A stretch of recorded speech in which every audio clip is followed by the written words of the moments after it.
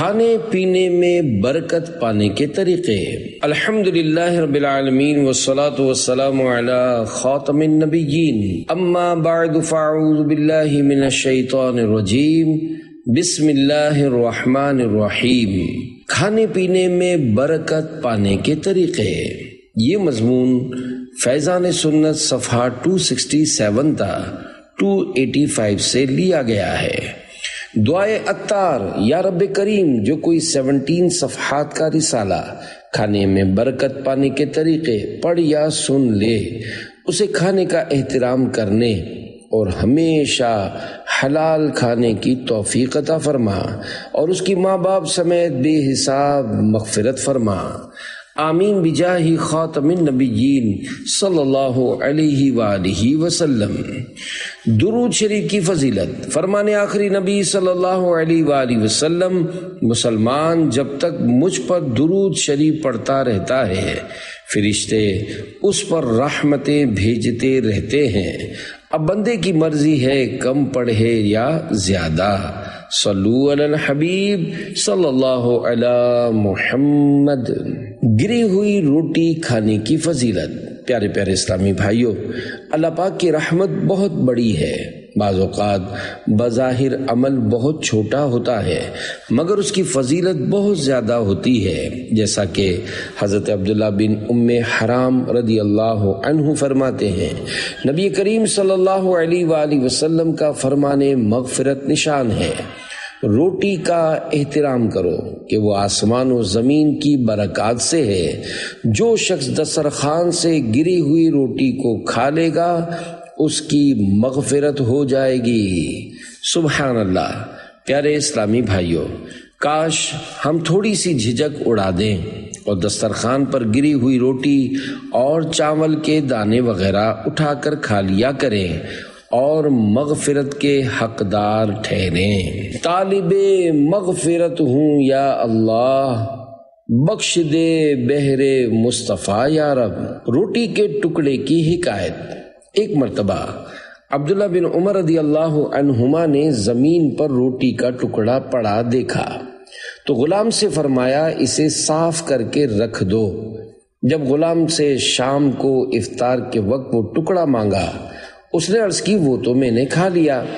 فرمایا، جا، تو آزاد ہے، کیونکہ میں نے تاجدار مدینہ صلی اللہ علیہ وآلہ وسلم سے سنا ہے، جو روٹی کا پڑا ہوا ٹکڑا اٹھا کر کھا لیتا ہے تو اس کے پیٹ میں پہنچنے سے پہلے ہی اللہ پاک اس کی مغفرت فرما دیتا ہے۔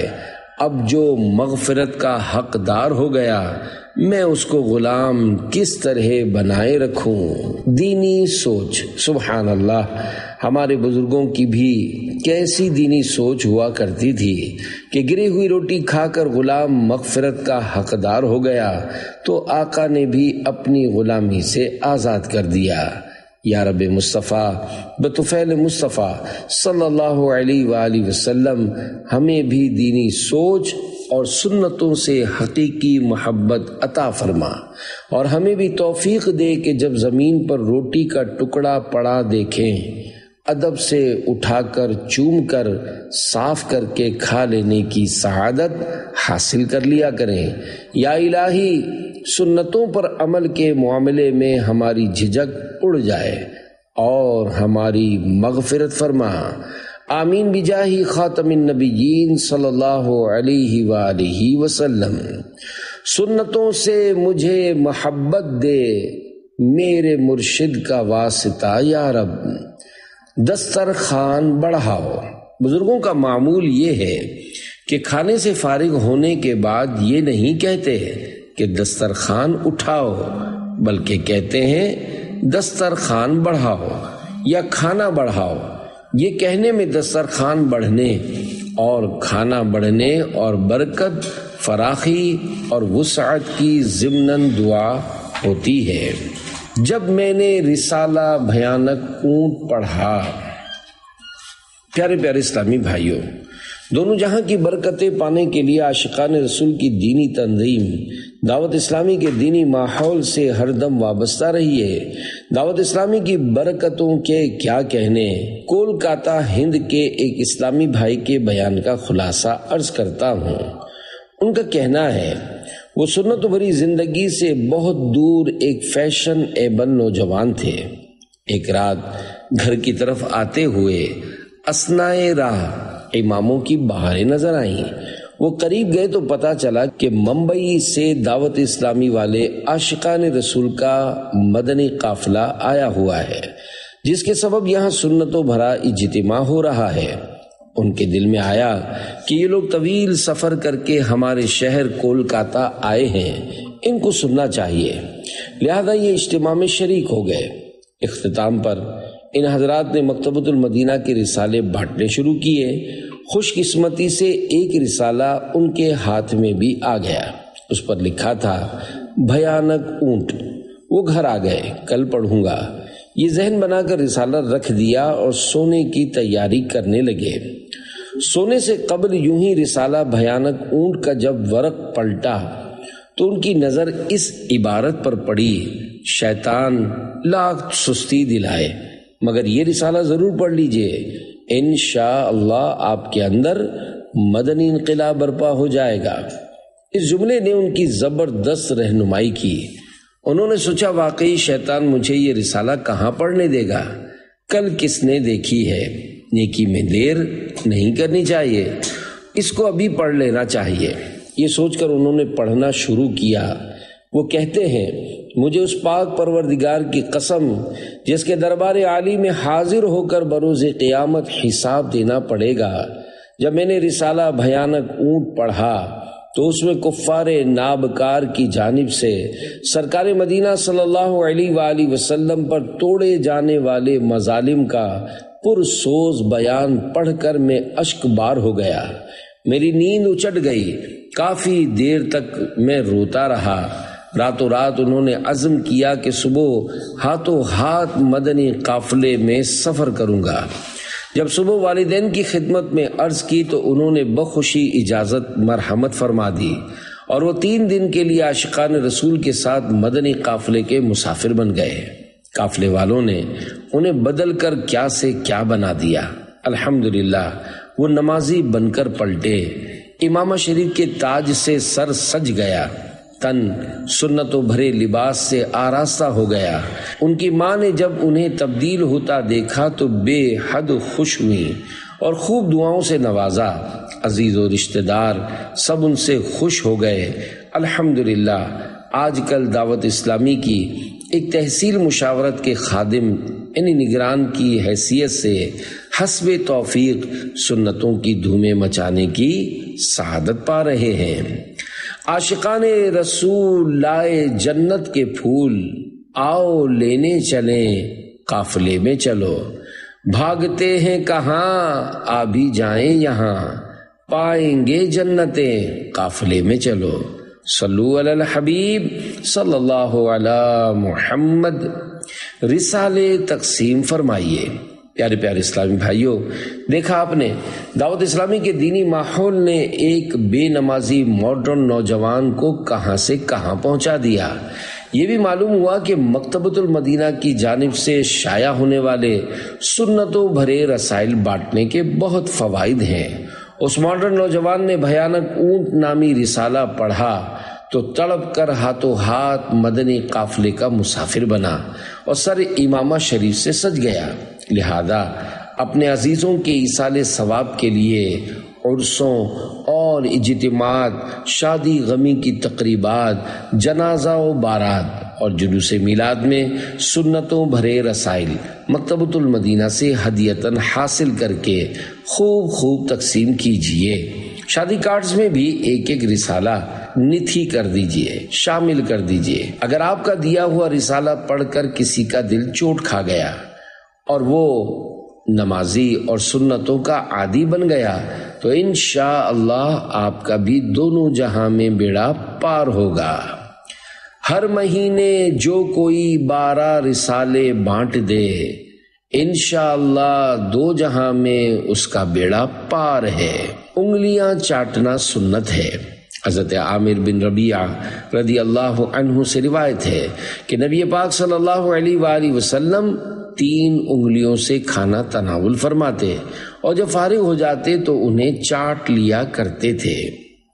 نہ معلوم کھانے کے کس حصے میں برکت ہے۔ حضرت جابر رضی اللہ عنہ فرماتے ہیں تاجدار مدینہ قرار قلب و سینہ صلی اللہ علیہ وآلہ وسلم نے انگلیوں اور برتن کے چاٹنے کا حکم دیا اور فرمایا تمہیں معلوم نہیں کہ کھانے کے کس حصے میں برکت ہے۔ کھانے کی برکتیں حاصل کرنے کا طریقہ۔ پیارے پیارے اسلامی بھائیوں، افسوس، 100 کروڑ افسوس، آج کل مسلمانوں کے کھانے کا انداز دیکھ کر ایسا لگتا ہے کہ بہت کم ہی خوش نصیب ایسے ہوں گے جو سنت کے مطابق کھانا کھاتے اور اس کی برکتیں پاتے ہوں گے۔ بیان کردہ حدیث مبارک میں فرمایا گیا تمہیں معلوم نہیں کہ کھانے کے کس حصے میں برکت ہے، لہذا ہمیں کوشش کرنی چاہیے کہ کھانے کا ایک ذرہ بھی ضائع نہ ہو۔ ہڈی وغیرہ کو اس قدر چوس چاٹ لینا چاہیے کہ اس پر بوٹی کا کوئی جز اور کسی قسم کے غذائی اثرات باقی نہ رہیں۔ ضرورتاً رکابی میں ہڈی کو جھاڑ لیجیے تاکہ کوئی دانہ وغیرہ اٹکا ہو تو باہر آ جائے اور کھایا جا سکے۔ اگر ہو سکے تو کھانے میں پکے ہوئے گرم مصالحے مثلاً الائچی، کالی مرچ، لونگ اور دار چینی وغیرہ بھی کھا لیجئے، انشاءاللہ فائدہ ہی ہوگا۔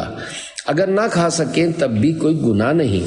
بریانی وغیرہ سے ثابت ہری مرچیں نکال کر پھینک دینے کے بجائے ممکن ہو تو کھانا شروع کرنے سے پہلے ہی انہیں چن کر محفوظ کر لیجئے اور آئندہ کسی کھانے میں پیس کر ڈال دیجئے۔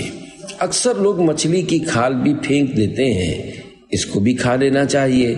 الغرض کھانے کے تمام اجزاء پر غور کر لیا جائے اور اس کی ہر بے ضرر چیز کھا لی جائے۔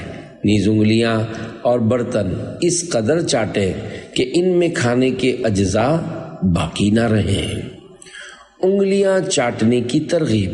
حضرت کعب بن عجرہ رضی اللہ عنہ فرماتے ہیں کہ میں نے سرور کائنات صلی اللہ علیہ وآلہ وسلم کو انگوٹھا، شہادت والی اور درمیانی انگلی ملا کر 3 انگلیوں سے کھاتے دیکھا۔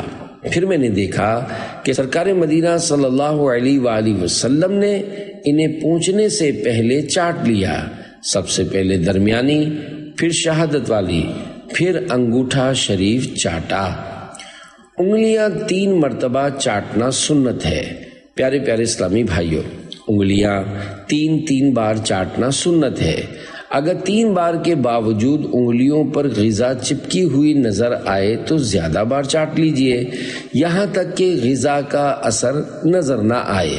شمائل ترمذی میں ہے سلطان دو جہاں شہنشاہ کون و مکان صلی اللہ علیہ وآلہ وسلم کھانے کے بعد اپنی انگلیاں 3 بار چاٹتے تھے۔ برتن چاٹنا سنت ہے۔ سردار مکہ مکرمہ سلطان مدینہ منورہ صلی اللہ علیہ وآلہ وسلم کا فرمان برکت نشان ہے، جو رکابی اور اپنی انگلیوں کو چاٹ لیتا ہے اللہ اس کو دنیا و آخرت میں آسودہ یعنی سیر رکھتا ہے، آخر میں برکت زیادہ ہوتی ہے۔ مدینہ کے تاجدار صلی اللہ علیہ وآلہ وسلم نے فرمایا کھانے کے برتن کو نہ اٹھایا جائے یہاں تک کہ کھانے والا اس کو چاٹ لے یا کسی اور کو چٹوا دے کہ کھانے کے آخر میں برکت زیادہ ہوتی ہے۔ برتن دعائے مغفرت کرتا ہے۔ حضرت نبیشہ رضی اللہ عنہ فرماتے ہیں کہ مکی مدنی سرکار صلی اللہ علیہ وآلہ وسلم نے ارشاد فرمایا جو کھانے کے بعد برتن کو چاٹ لے گا وہ برتن اس کے لیے استغفار کرے گا۔ ایک روایت میں یہ بھی ہے کہ وہ برتن کہتا ہے اے اللہ پاک اس کو جہنم سے آزاد کر جس طرح اس نے مجھے شیطان سے نجات دی۔ حضرت مفتی احمد یار خان رحمت اللہ علیہ فرماتے ہیں سنا ہوا یعنی آلودہ برتن بغیر صاف کیے پڑا رہے تو اس سے شیطان چاٹتا ہے۔ برتن چاٹنے کی حکمتیں۔ حضرت مفتی احمد یار خان رحمت اللہ علیہ فرماتے ہیں برتن چاٹنے میں کھانے کا ادب ہے، اس کو بربادی سے بچانا ہے۔ برتن یوں ہی چھوڑ دینے سے اس پر مکھیاں بھناتی ہیں۔ برتن میں لگے ہوئے کھانے کے اجزاء معاذ اللہ نالیوں گندگیوں میں پھینک دیے جاتے ہیں، جس سے اس کی سخت بے ادبی ہوتی ہے۔ اگر ایک وقت میں ہر فرد چند دانے بھی برتن میں چھوڑ کر ضائع کر دے تو روزانہ کئی من کھانا برباد ہوگا۔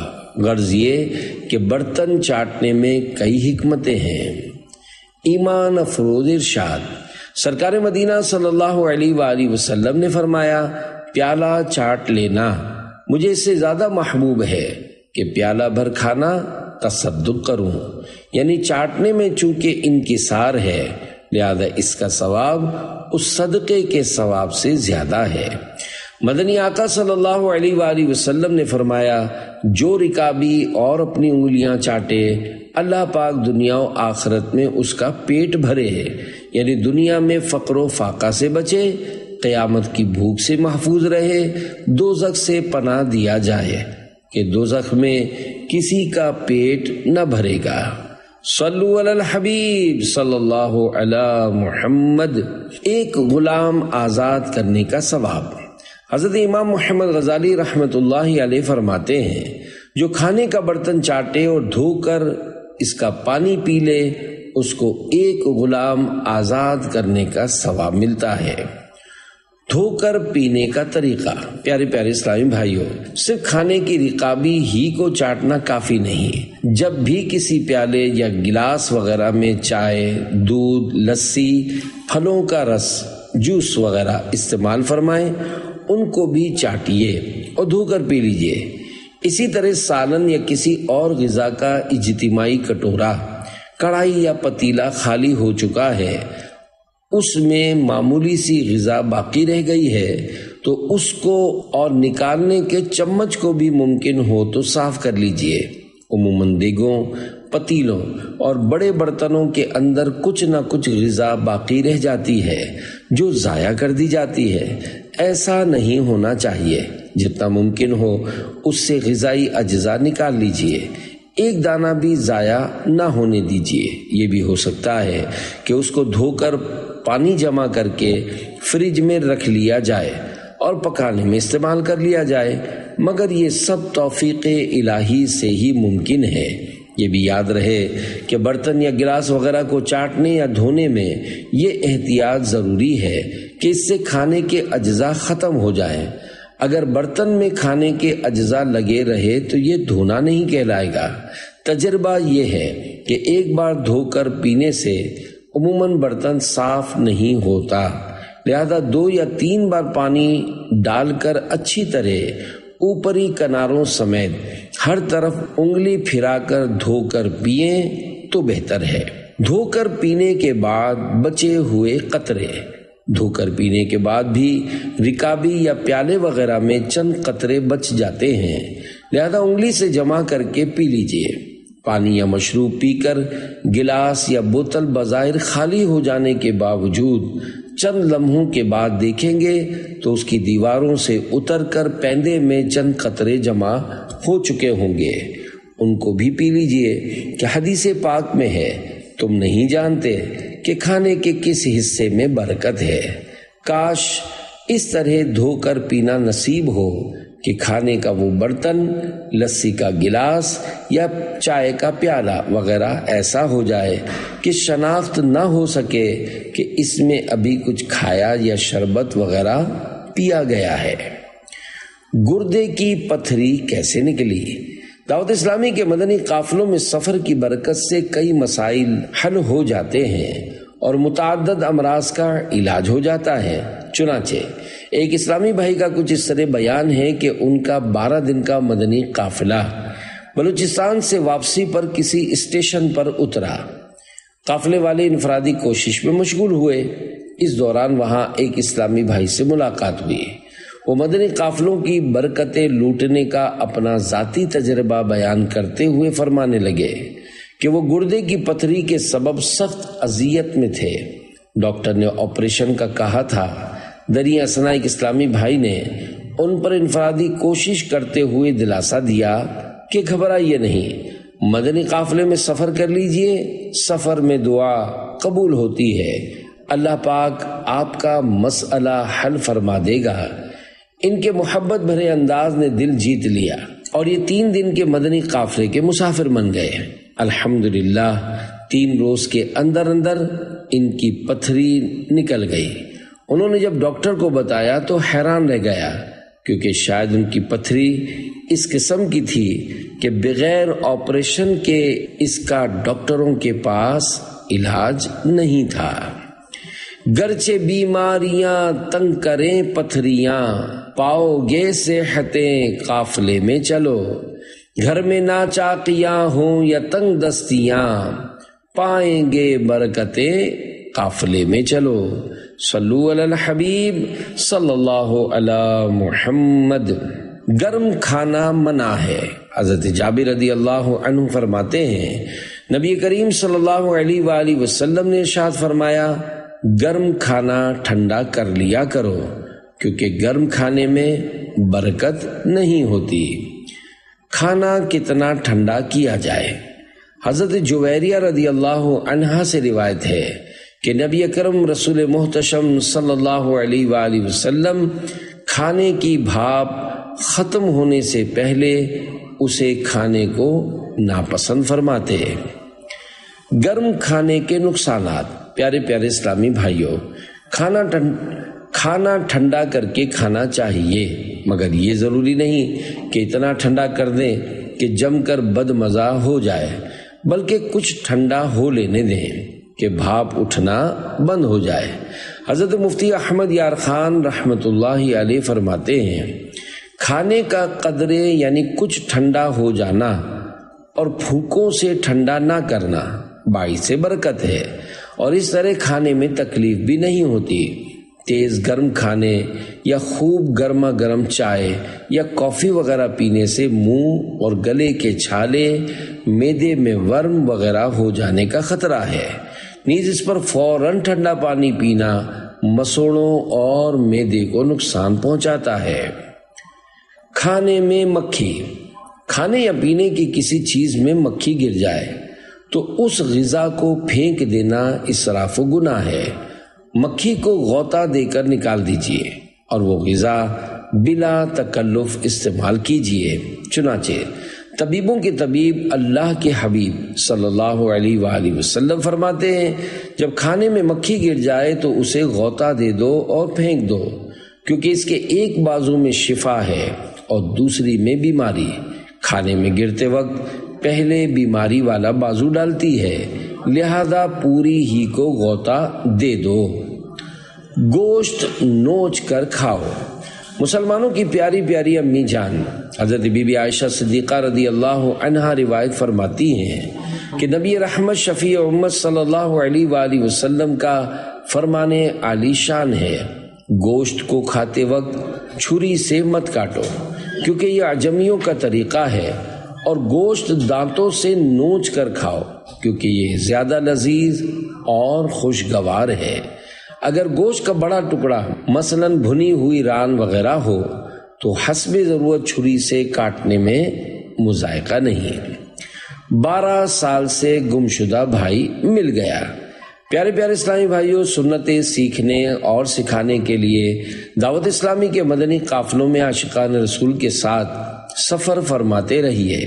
علم دین حاصل ہونے کے ساتھ ساتھ انشاءاللہ دنیا کے مسائل بھی حل ہوتے رہیں گے، جیسا کہ دعوت اسلامی کا ایک مدنی قافلہ ہری پور KP کے پاکستان میں سنتوں بھرے سفر پر تھا۔ اس میں ایک اسلامی بھائی نے بتایا کہ ان کے بڑے بھائی جان روزگار کے سلسلے میں بیرون ملک گئے ہوئے تھے، آج 12 برس ہو گئے، ان کا کوئی عطا پتہ نہیں۔ ان کے 3 بچوں اور ان بچوں کی والدہ کے اخراجات ان کے ذمے ہیں اور تنگ دستی کا عالم ہے۔ یہ عاشقان رسول کے ساتھ سفر میں دعا کی نیت سے مدنی قافلے کے مسافر بن گئے۔ مدنی قافلے کے اختتام کے تقریباً 1 ہفتے کے بعد ایک مدنی مشورے میں یہ اسلامی بھائی شریک ہوئے۔ ان کے جذبات قابل دید تھے، رو رو کر فرما رہے تھے، الحمدللہ مدنی قافلے میں سفر کی برکت سے کرم ہو گیا، 12 سال سے مفقود الخبر یعنی گمشدہ بھائی جان کا فون آ گیا اور انہوں نے انہیں 1,25,000 روپے بھی روانہ کیے ہیں۔ جو کہ مفقود ہو وہ بھی موجود ہو، انشاءاللہ چلیں قافلے میں چلو، دور ہوں سارے غم ہوگا رب کا کرم، غم کے مارے سنیں قافلے میں چلو۔ صلو علی الحبیب صلی اللہ علی محمد۔ دعا قبول نہ ہونے میں بھی حکمتیں۔ الحمدللہ اس طرح کے کئی واقعات ہیں جن میں قافلوں میں سفر کر کے دعا کرنے والوں کی مرادیں پوری ہوئی ہیں۔ بہت سے ایسے بھی ملیں گے جن کی مرادیں پوری نہیں ہوئیں۔ اگر کبھی آپ کی دعا کی قبولیت کے آثار نظر نہ بھی آئیں تب بھی اللہ پاک کی رضا پر راضی رہیے کہ بارہا ایسا بھی ہوتا ہے کہ ہم جو کچھ مانگ رہے ہیں اس کے نہ ملنے ہی میں ہمارے لیے بہتری ہوتی ہے، جیسا کہ میرے آقا اعلیٰ حضرت کے والد گرامی حضرت علامہ مولانا نقی علی خان رحمۃ اللہ علیہ احسن الویاء میں فرماتے ہیں، حکمت الہی ہے، کبھی تو براہ نادانی کوئی چیز اس سے طلب کرتا ہے اور وہ براہ مہربانی تیری دعا کو اس سبب سے کہ تیرے حق میں مضر یعنی نقصان دہ ہے رد فرماتا ہے۔ مثلا تو جویائے سیم و زر یعنی دولت کا طلبگار ہے اور اس کے مل جانے میں تیرے ایمان کا خطرہ ہے، یا تو خواہان تندرستی و عافیت یعنی صحت طلب کرتا ہے اور وہ علم خدا میں تیرے لیے موجب نقصان عاقبت یعنی آخرت کے نقصان کا سبب ہے، ایسا رد قبول سے بہتر یعنی ایسی دعا قبول نہ ہونا ہی تیرے لیے مفید ہے۔ اور تو اس آیت مبارکہ عَسَىٰ أَن تُحِبُّوا شَيْئًا وَهُوَ شَرٌّ لَكُمْ ترجمہ کنز الایمان، قریب ہے کہ کوئی بات تمہیں پسند آئے اور وہ تمہارے حق میں بری ہو۔ پارہ 2 سورہ بقرہ آیت 216 پر نظر کر اور اس رد یعنی دعا قبول نہ ہونے کا شکر بجا لا۔ کبھی دعا کے بدلے ثواب آخرت دینا منظور ہوتا ہے۔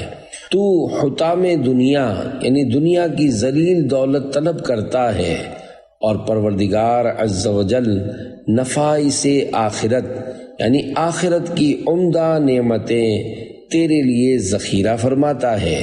یہ جائے شکر ہے نہ کہ مقام شکایت۔ صلو علی الحبیب صلی اللہ علی محمد۔